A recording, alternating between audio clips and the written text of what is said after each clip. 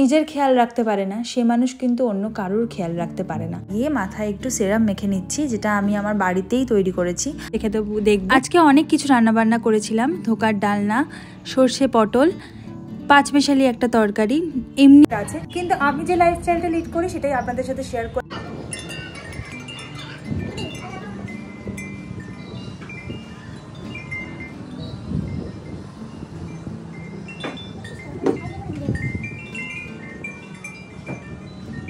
নমস্কার, সবাই কেমন আছেন? আশা করছি সবাই ভালো আছেন, সুস্থ আছেন এবং মোস্ট ইম্পর্টেন্টলি সবাই পজিটিভ আছেন।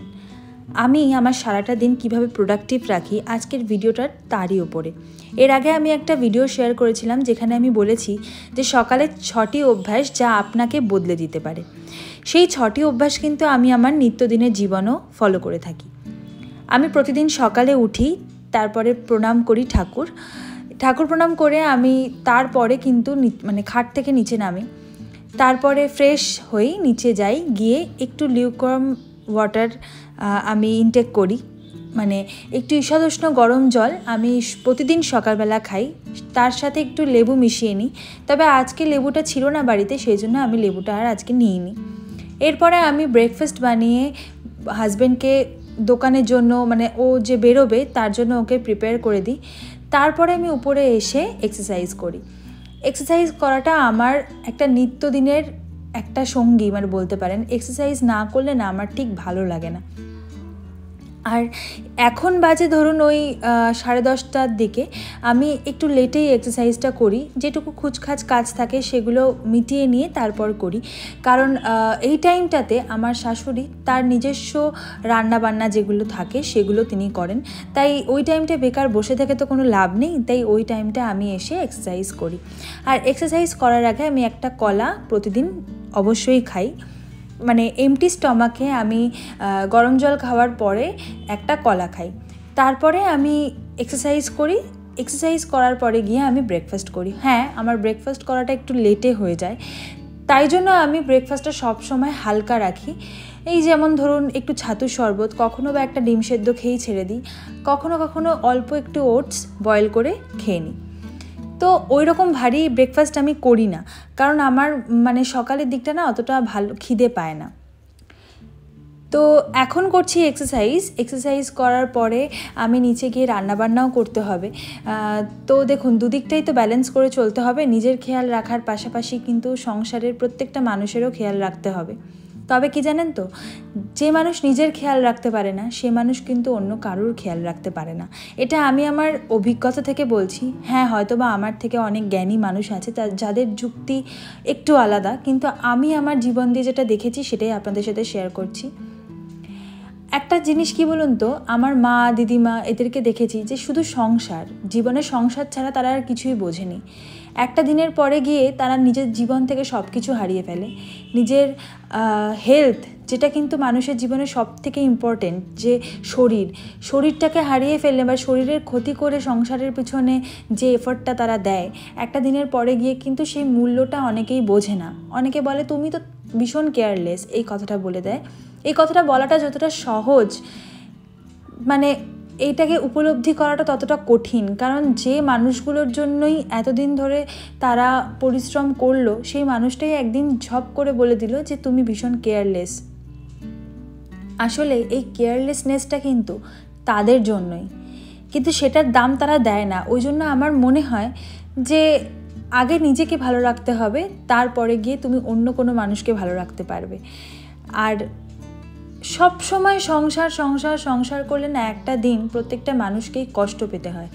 তাই আমার মনে হয় যে দুদিক ব্যালেন্স করে চলতে হয় মানুষকে, না হলে নিজের জীবনেই বিপদ চলে আসে। হ্যাঁ, ব্যতিক্রমী তো সব জায়গাতে আছে।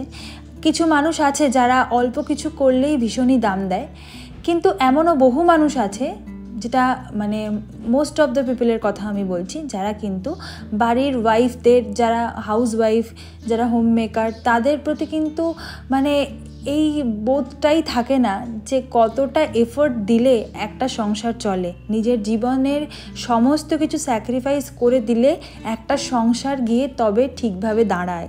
এটার অনুভব কিন্তু অনেকেরই হয় না।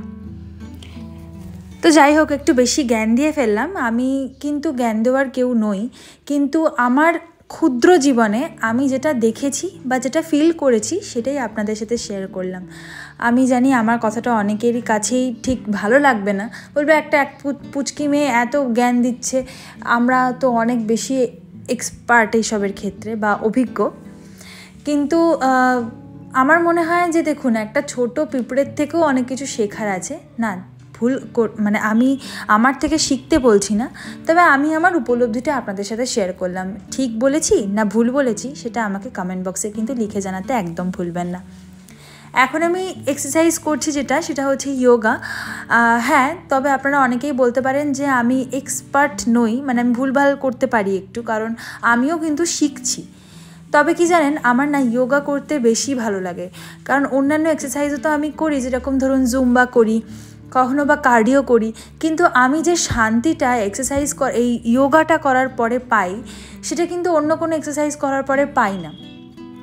তাই আমি রেগুলার অন্তত 8 ঘন্টা যোগা করার চেষ্টা করি। আর আমি দুবেলা এক্সারসাইজ করি, যেহেতু সকালবেলার দিকটা না বিভিন্ন রকম কাজ থাকে, তো মনটা ওই দিকেই কিন্তু পড়ে থাকে যে কাজগুলো কতক্ষণে শেষ করব। তো সেই জন্য আমি সকালবেলাটা 8 ঘন্টা এক্সারসাইজ করি, আবার বিকেলবেলা 8 ঘন্টা থেকে 45 মিনিট আমি এক্সারসাইজ করি। তো সকালবেলার দিকটা আমি যোগা করি, আর বিকেলের দিকটা ধরুন জুম্বা করলাম, কখনো বা কার্ডিও করলাম, এইগুলো করি। আমার একটু ফিট থাকতে ভালো লাগে। এক্সারসাইজ করার পরে এই যে শবাসনে শুয়ে আছি, এই পোজটা যা শান্তির, আর কিচ্ছু বলে বোঝানো যাবে না, অন্য কিছুর সাথে এটা তুলনা করা যায় না। তো যাই হোক, চলুন এখন নিচে যাই, নিচে গিয়ে ব্রেকফাস্ট করি। এদিকে অনেকটাই বেলা হয়ে গেছে, প্রায় 11:30 বাজে। এখন নিচে গিয়ে আমি একটু হালকা পাতলা মানে ওই একটু ছাতুর শরবতই খাবো। এর সাথে আমি দিয়েছি অল্প একটু বিট নুন, খুব সামান্য গুড়, আর একটু লেবু, আধখানা লেবু। এই শরবতটা যে কী ভালো লাগে গরমের দিনে, আর বাইরে যা গরম পড়েছে, আমার মনে হয় যে এর থেকে ভালো আর কিছু হয় না। আর এটা খেলে না ভীষণ লাইট ফিল হয়, মানে হেভি কিছু মনে হয় না। তো যাই হোক, নিচে গিয়ে দেখলাম যে এখনও ওনার কাজটা ঠিক পুরো হয়নি, তাই আমি এই ফাঁকা সময়টাকে কাজে লাগিয়ে মাথায় একটু সিরাম মেখে নিচ্ছি, যেটা আমি আমার বাড়িতেই তৈরি করেছি। আমার শর্টসে আমি এই সিরামটা মানে আপলোড করেছি, তো ওখান থেকে আপনারা দেখে নিতে পারেন। আমার মনে হয় যে এটা লাগালে আপনাদেরও অনেক কাজে আসবে। আর আমার কিন্তু 1 মাসের মধ্যে প্রায় হেয়ার ফলটা একদমই বন্ধ হয়ে গেছে। তো চলুন, যাই হোক, নিজের সেলফ কেয়ার তো অনেক হলো, এবার একটু রান্নাবান্নার দিকে এগোই। তো এখন আমি করছি একটা, মানে এই বাড়িতে এসে আমি শিখেছি, এটাকে বলে শুক্তোর ডাল।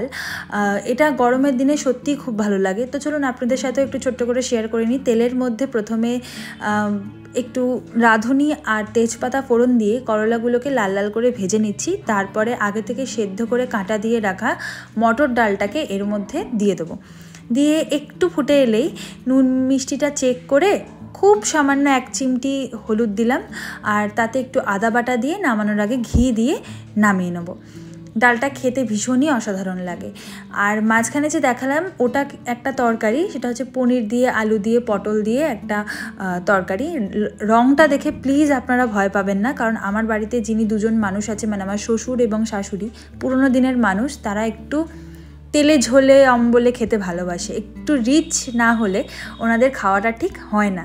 যদিও এগুলোর আমি কোনোটা খাই না, আমি জাস্ট পনিরটুকু তুলে, তাও আবার মাঝে মধ্যে ধুয়ে নিই, তারপরে খাই, কারণ আমি এত বেশি অয়েলি খাবারটা খাই না, একটু অ্যাভয়েড করি। এখন যেটা করছি সেটা হলো সর্ষে পটল। তেলের মধ্যে জিরে, তেজপাতা, শুকনো লঙ্কা ফোড়ন দিয়ে পটলগুলোকে আগে থেকে নুন হলুদ মাখানো ছিল সেগুলো দিয়ে একটু নাড়াচাড়া করে ঢাকা দিয়ে দিলাম। এবার খুলে খুন্তিতে একটু প্রেস করে মাঝখান থেকে জলটা বের করে দিলাম, দিয়ে ভালো করে ভেজে নিলাম। ভেজে নিয়ে এখন জল দিয়ে দেবো। জল দিয়ে তাতে 2 চামচের মতো সর্ষে বাটা আর একটু মিষ্টি দিয়ে, কাঁচা লঙ্কা দিয়ে ভালো করে মাখা মাখা হয়ে এলে, কেউ কেউ এর উপরে কাঁচা সর্ষের তেলও দেয়, তবে আমরা দিই না, দিয়ে ভালো করে মাখা মাখা করে নামিয়ে দেবো। শুকনো ভাতে এটা প্রথম পাতে মেখে খেতে খুবই ভালো লাগে। এখন রান্না তো করছি, এদিকে পড়েছে ভীষণ গরম, নিজেকে হাইড্রেটেড তো রাখতেই হবে, তাই চিয়া সিড দিয়ে একটুখানি জল খেয়ে নিচ্ছি। নিজেকে হাইড্রেটেড রাখতে হবে। আর জল জিনিসটা এমন একটা জিনিস না, যেটা কিন্তু অনেক বেনিফিট আছে। তো সারাদিনে ঘুরতে ফিরতে জল খাওয়াটা খুব দরকার। দিনে 4 লিটার জল যে কোনো মানুষের খাওয়ার দরকার।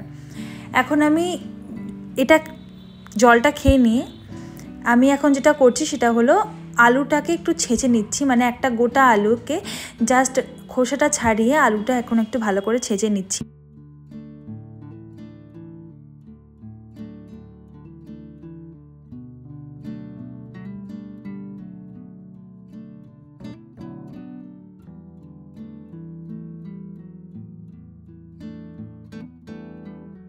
আসলে আমার না ক্লাস 11-12-এ হোম সায়েন্স ছিল, সেখানে ওয়ার্ক ম্যানেজমেন্ট বলে একটা চ্যাপ্টার ছিল, যে কিভাবে কাজকে ব্যালেন্স করে করতে হয়, সেই শিক্ষাটাই এখন কাজে লাগাচ্ছি আর কি। তো একদিকে কিন্তু গ্যাস ফাঁকা নেই, গ্যাসে কিন্তু পটলটা বসানো আছে, আর এদিকে আমি সেই ফাঁকে বসে কেন থাকবো সেটাকে কাজে লাগালাম। আর ওইদিকে কিডসের একটা প্যাকেট দেখালাম না ধোকার, ওই ধোকার প্যাকেটটা আমি হালকা ঈষদ উষ্ণ গরম জলে ভিজিয়ে রেখেছিলাম ডালটা।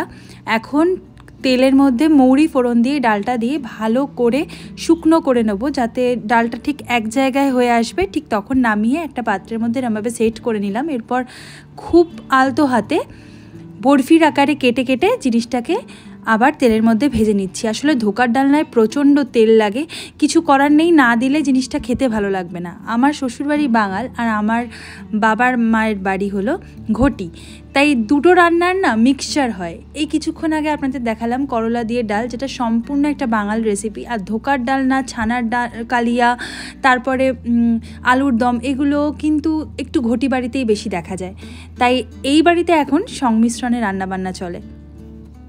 এবার এই যে ধোকার ডালনার গ্রেভিটা, এটা কেউ কেউ তার নিজের মতো করে বানায়। আমি অনেক সময় চার মগজ, কাজু, পোস্ত বাটা দিয়েও বানাই।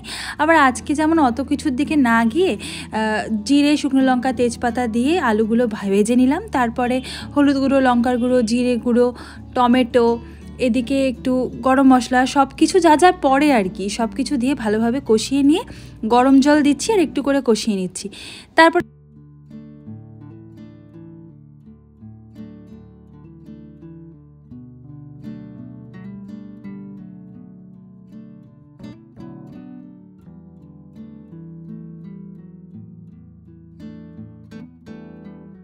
আজকে অনেক কিছু রান্নাবান্না করেছিলাম, ধোকার ডালনা, সর্ষে পটল, পাঁচমেশালি একটা তরকারি, এমনি মটরের ডাল, আবার করলা দিয়ে মটরের ডাল, যেটাকে তেঁতোর ডাল বলে বা শুক্তোর ডাল বলে, এদিকে আলু, পটল, ছোলা দিয়ে একটা ডালনা, সেটাও করেছি। আর আমি সবসময় যে কোনো জিনিস দুটো বাটিতে রেখে দিই, কারণ একটা বাটিতে নাড়াচাড়া হলে না সেটা একটু নষ্ট হয়ে যাওয়ার চান্স থাকে, অনেক সময় এটা গরমের দিন তো, আর একটা বাটি সেটা নাড়াচাড়া হয় না, সেটা একদম ঠিক থাকে। তো সেজন্য দুটো বাটিতে বেড়ে নিই। আর এই হচ্ছে আমাদের রান্নাবান্না হয়ে গেছে। মুখে এই আলুর রসটা মেখে এখন আমি বসলাম। এখন 15-20 মিনিট সময় তো লাগবে এটা অ্যাবজর্ব হতে, আর রাখতেও হয় 15 থেকে 20 মিনিট। তো ওই টাইমটা হলো আমার বিভিন্ন প্রিয়জন মানুষদের সাথে কথা বলার সময়। দাদু দিদা, বন্ধু বান্ধব, এদের সাথে কথা বলি। বলার পরে স্নান সেরে আমি আমার উপরে পুজো দিয়ে তারপরে নিচে যাব খাওয়া দাওয়া করতে। যদি বরের আসতে দেরি হয় তাহলে আগে খেয়ে নেবো, আর যদি ও টাইমলি চলে আসে তাহলে ওর সাথেই খেয়ে নেবো। এখন দেখতে অত্যন্ত বাজে লাগছে, কারণ কিছু করার নেই, এখনো ফ্রেশ হইনি, আর সকাল থেকে সে এক নাগারে কাজ চলছে। আর যেটা ন্যাচারাল আমি সেটাই দেখাই কি, এখন আমি যদি এখন চুল টুল খুলে ওরকম করে আসতাম, ওটা তো ন্যাচারাল থাকতো না না। তো যেরকম লাগছে আমি সেরকমই দেখাচ্ছি।